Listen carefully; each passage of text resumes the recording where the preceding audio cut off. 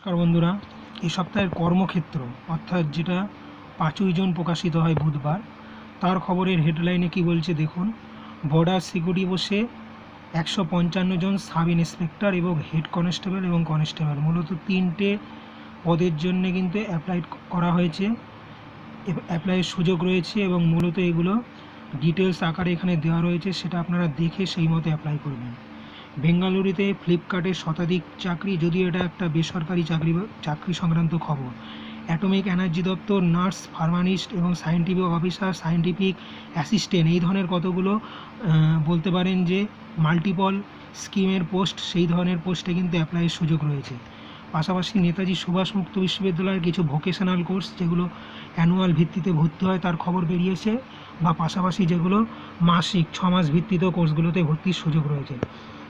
পাশাপাশি দেখুন paramedical staff, border security force, এই ধরনের খবরকেও হেডিং করা হয়েছে।